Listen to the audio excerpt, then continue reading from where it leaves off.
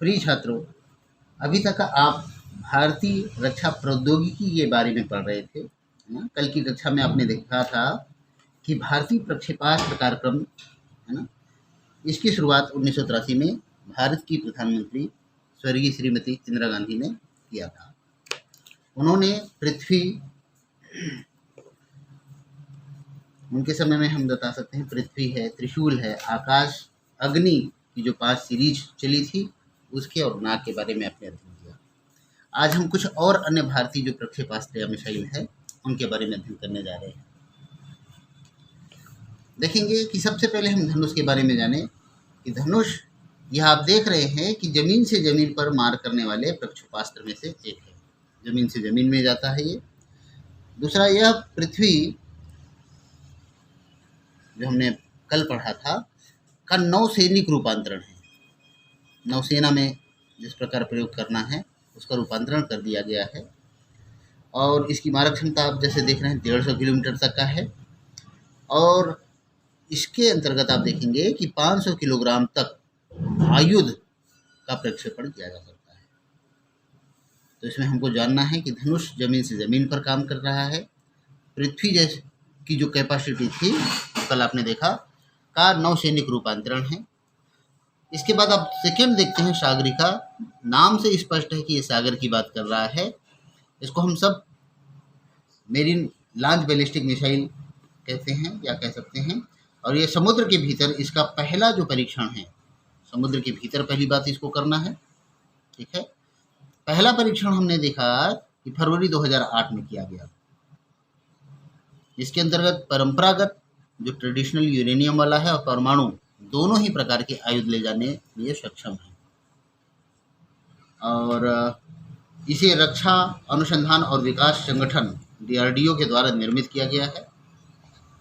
और इस प्रकार आप देखेंगे कि भारत ऐसा 5वां राष्ट्र बन गया जिसके पास पनडुब्बी से बैलिस्टिक मिसाइल दागने की क्षमता है। और हमारे से पहले जो 4 राष्ट्र थे उनके नाम है अमेरिका, फ्रांस, रसिया और चाइना। तो इस प्रकार हम इस क्षेत्र में भी बहुत आगे हैं विश्व में, है ना। हमारा पोजीशन बहुत अच्छा है, 5वें नंबर पे हम हैं। तो सागरिका जो है आप देखेंगे कि समुद्र के भीतर पनडुब्बी के माध्यम से बैलिस्टिक मिसाइल दागने की कैपेसिटी है और DRDO द्वारा इसका निर्माण किया गया है। फिर आप अस्त्र देखेंगे।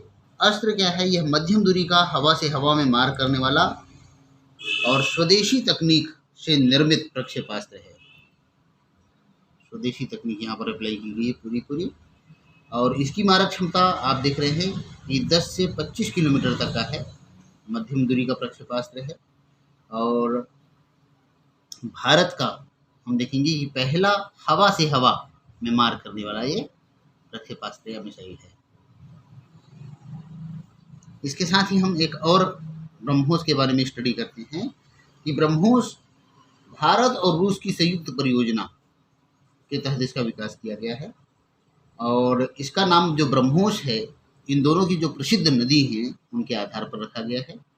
भारतीय नदी ब्रह्मपुत्र से ब्रह्म आप देख रहे हैं लिया गया है और मॉस्कवा का MOSKVA से हम मोस ले रहे हैं। दोनों को जब जोड़ते हैं तो ब्रह्मोस होता है।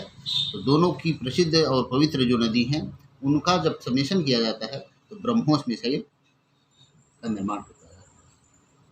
यह सतह से सतह पर मार करने वाला मध्यम दूरी का सुपरसोनिक क्रूज मिसाइल है।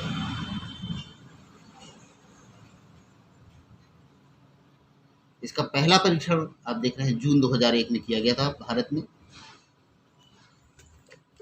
और इसके आगे हम बता रहे हैं कि और क्या हुआ है ब्रह्मोस के साथ। ब्रह्मोस का आप देखेंगे तीसरा परीक्षण जो है मार्च 2009 में किया गया। पहला आपने देखा था कि 2001, हमको 8 साल लग गए तीसरे सफल परीक्षण के लिए। इसका मतलब जो दूसरा परीक्षण हुआ था वो असफल था। इसके पूर्व भी हमने देखा था कि दागो और भूल जाओ, फायर एंड फॉरगेट, इसको एक बार निर्देशित करने के बाद वो लक्ष्य प्राप्त कर ही लेता है। इसको बार बार हमको मेंटेन करने की आवश्यकता नहीं पड़ती। इस पद्धति पर ब्रह्मोस भी वर्क करता है। भारतीय थल सेना में जून 2007 में इसको सम्मिलित कर लिया गया है। इसको याद करेंगे कि ब्रह्मोस 2007 से हमारी भारतीय थल सेना में सम्मिलित है। इसकी मारक क्षमता जो है 290 किलोमीटर तक का है और ये 200 किलोग्राम के वजनी परमाणु बम को ले जाने में सक्षम है। ब्रह्मोस ध्वनि की लगभग 3 गुना तेजी से की गति से चलता है। आप सभी जानते हैं कि ध्वनि की गति जो होती है वो कितनी होती है, 332 मीटर प्रति सेकेंड। उसके हिसाब से देखा जाए यदि प्रति घंटा ये कई किलोमीटर तक का कार्य कर सकता है तो आप देखेंगे कि लगभग 3585 किलोमीटर प्रति घंटा की रफ्तार से ये काम करता है। तो इस प्रकार आपने ब्रह्मोस भी देख लिया आज और अस्त्र देखा है, सागरिका और धनुष, ये 4 अन्य मिसाइल थे। और उसके आगे और कौन कौन से कार्यक्रम आए हैं उनकी कक्षा बाद में होगी।